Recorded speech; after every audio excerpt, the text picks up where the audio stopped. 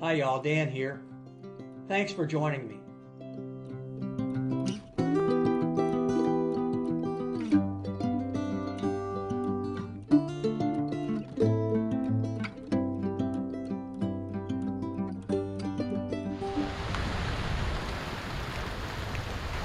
Hey y'all, thanks for joining me. Well, this is a cool, rainy December the 14th morning, and I thought, what a great day to come out and test out my wet weather gear and share some of the ideas that I have of trying to stay as dry as possible for as long as possible on the trail. It's raining pretty good this morning. It's about 45 degrees out, and just a cool December day here in North Carolina.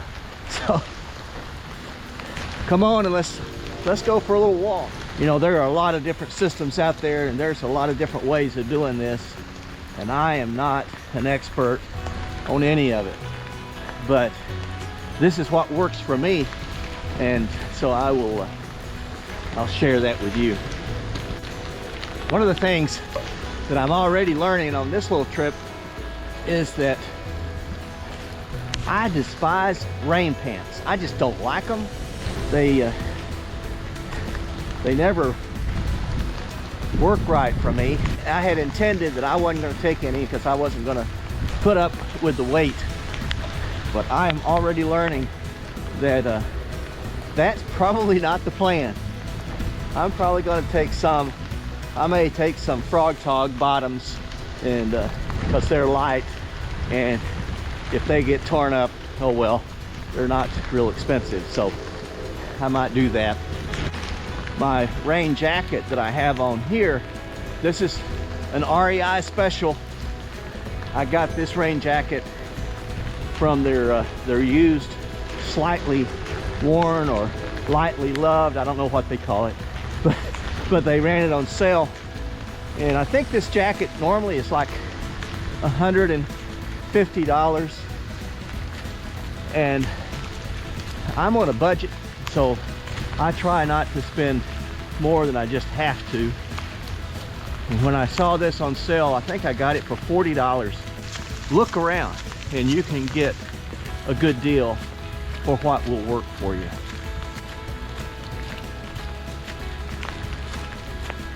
Well,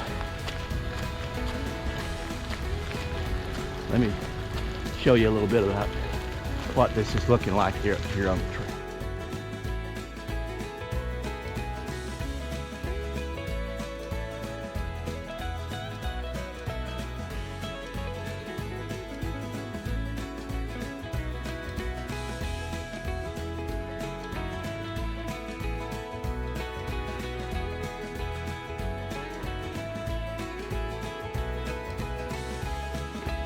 Gray and rainy, and what one would expect from those April showers in the south that I anticipate when I'm on the trail. I'll show you what someone has done through here in this little trail. You know, they've put markers down. I don't know how accurate they are, but they just have a marker to set your compass and look at true north, and at grid north, and at magnetic north. So if you didn't know that there were 3 different types of north, and those depend on the area of the country that you live in, or the world that you live in, this is something that you probably would want to know as you prepare for working with a compass and a map. So with that said, let me show you. Here's another rain system that I'm using. Check this out. This is from Gossamer Gear. I watched several folks in the class of 2020 as they used these umbrellas, and it was sort of fascinating to see what they were doing and how they were doing it. It's an extremely light umbrella, and then it's got this system that clips on the shoulder strap, and that allows you to have both hands free and use the trekking pole. I'm not really used to using an umbrella. In the Army, we were never, it was not authorized to use an umbrella in uniform. The Army and the Marine Corps, we didn't use umbrellas. The Navy and the Air Force did, but the Army and the Marines were both saying, you know, who's going to blink first? And neither would. So out of my 30 plus years, I never used an umbrella. This is a new experience for me, and I have to tell you, right now, I sort of like it. Well, I'm going to set up on the porch of this old cabin here that's on the side of this trail, and that way I can sort of take my pack off and I can show you a little bit better of what I'm trying to accomplish here. Again, this is my rain jacket. It's an REI special. It does, you take it off so you can sort of see. I've been wearing it now all morning, and it has done a great job of keeping me dry here on the inside.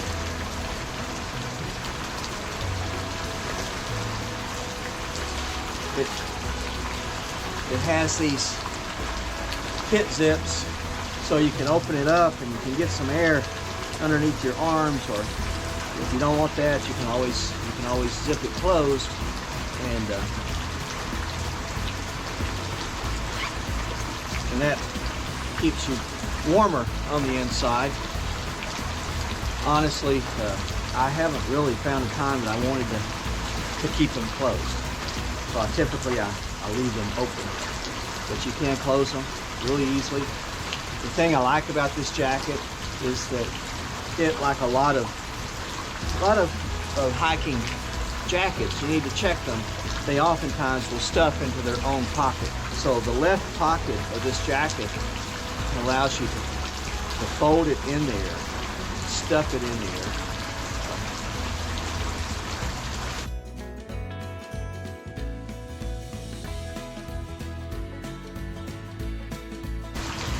And then you can pack it a whole lot easier.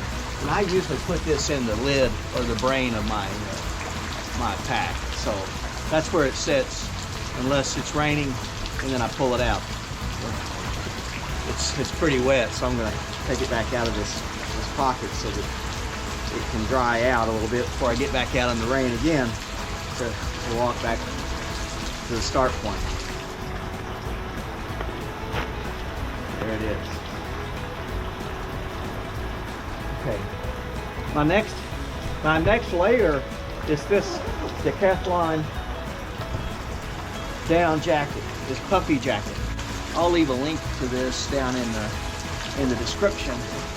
This jacket, I've had it for 2 years. I think it goes for $79.99 now, $79.99. Compare that to a lot of other jackets that are $300 or more. The only thing is, this comes with a hood. You can't get it with a model that doesn't have a hood on it. But I like the hood, and I can always, what I do when I'm wearing it under my rain jacket is I just fold the hood down under and I put the jacket on so that the hood doesn't get wet. But it is a downfield jacket. It's supposed to be water resistant, but again, you need to take as much care as possible to protect your down, whether it's your sleeping bag or your jacket, from getting wet, because once down gets wet, it loses all of its insulation factor until it dries out. After that, this is my old hiking jacket, or my hiking shirt. You know, I love these shirts. You can roll them up, you can have them as a short sleeve, you can have them as a long sleeve. They got lots of pockets in them. They're a nylon shirt. They dry out very quickly. Once it's wet, then I just hang it up in the outside of my tent under my vestibules overnight, and the next morning it's dry. It's a little cool if it's cold outside when you put it on, so you may not want to do that. But if you don't want to do that, then make sure you have a good a base layer. So under here I have a long sleeve this is a Smart Wool underlayer that I have, and then under that is my t-shirt. So that the secret of staying warm, of course, is layering. So I have a t-shirt, I have this underlayer, long sleeve, Smart Wool shirt, my hiking shirt, and then my jacket. And I have done this when I've been hiking in high altitudes in the low 20s and have stayed very warm. In fact, I often have to take this jacket off, and it's like the rain jacket. It stuffs in its own pocket, its left pocket, and so if I need to, I'll actually use this as a pillow at night. I do have a little inflatable pillow that I carry because it weighs nothing and it's easy to use. So that's my system to try to stay warm and dry when it's raining. Now, my brother gave me something, and I'm going to try this when it's warm outside and I don't need to layer up like this. But that jacket, that rain jacket, will get hot. I have worn it in the summer, and it scorches me. So my brother gave me this, and I'm going to try it at least at the beginning. It doesn't weigh very much, but it's a Magellan backpacker's poncho. And the thing I like about this poncho is it's designed to go over your backpack. I do have a backpack cover, rain cover for my backpack, and I've heard people complain about them. Mine has worked very well on a lot of trips. But I'm excited about trying this because it does many things. It's designed that you can use it as a footprint for your tent. My tent, typically I don't need a footprint, but in the event that I get to some place that's really rocky, then I will lay this down first and put my tent over it. But it's also designed so that it will go over your backpack, and it's a poncho, so I'm hoping that this will keep the air circulating and it won't be as hot in those hot climates. And honestly, some climates when it's really hot, I won't use anything because I'll welcome the rain. Well, that's my system for trying to stay dry on the outside. I do want to show you something of how I want to stay wet on the inside. I'm going to show you my water filtration system. Let me show you how this water filtration system works. It was so rainy this morning that I thought I'd wait to see what happened with the weather in North Carolina. You know, if you want to wait 5 minutes, the weather's going to change on you. And it is a beautiful now. It's still, you know, in 50 degrees, but the sun has come out, the skies are blue, and it's just a beautiful day. I keep my filter in a plastic freezer bag. And the reason I do this is because I don't want it to freeze, and so at night, for sure, when it's cold, I'll keep it in this filter or in this plastic bag so that it doesn't leak in my sleeping bag, and I throw this all in the toe box of my sleeping bag so that my filter doesn't freeze. If the filter freezes, then the insides will actually rupture and your filter's no good anymore. I also carry the Sawyer Mini, but I don't know if I'll be carrying it on this trip. But this is a neat little filter that just screws on the top of your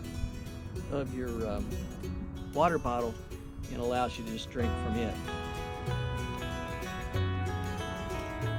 The other piece of my water system, my water filter system, is this bag.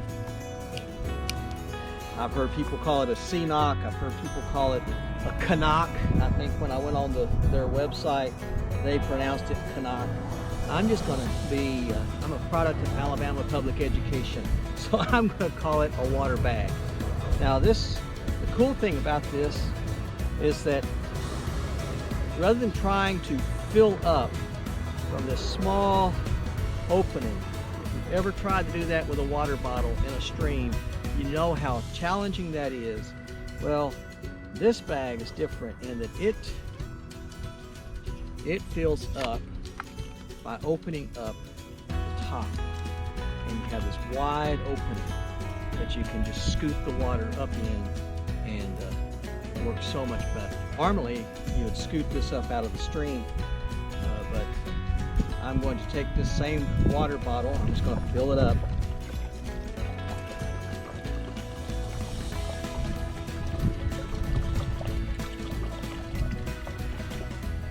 It's a 1 liter water bottle. I have 1 liter of water in here that will set up to filter as if this was dirty. And take and close it up. I keep a section of cord in my filter kit, and what I'll do with this is I'm going to use this to tie it onto a tree. Let's make a loop here with it, and then as I go to the tree, I'll twist around the tree.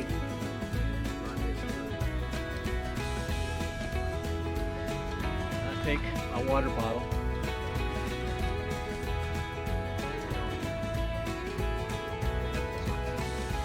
my Sawyer filter, and then I have this blue collar. I get this from Amazon. I'll put a link at the bottom for this little collar. Let's see what this is for. To put that collar on here, and you can see that the water flow goes from dirty, flows through here, and it's going to flow into my water bottle. And that way I can just screw all this together. I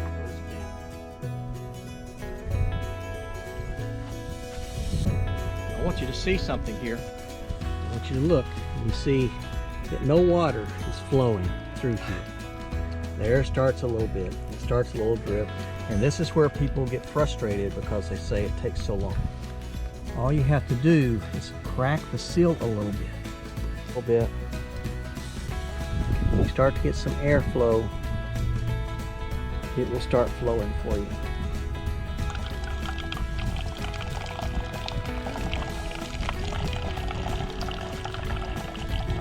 I can go about and do my other chores as I'm setting up camp while my water is filtrated. Well, I hope that helps you a little bit. I hope today it's helped me sort of test out some of my gear in the rain. This thing with my water filter, I learned that when I was on my last trip in Wyoming, and was frustrated because it's a brand new filter and it wasn't working, but then it was my fault. Once I realized that and got it fixed, it flowed well, and it did very well. So that'll be it for today. Stay safe, stay healthy, stay on the path, and God bless you.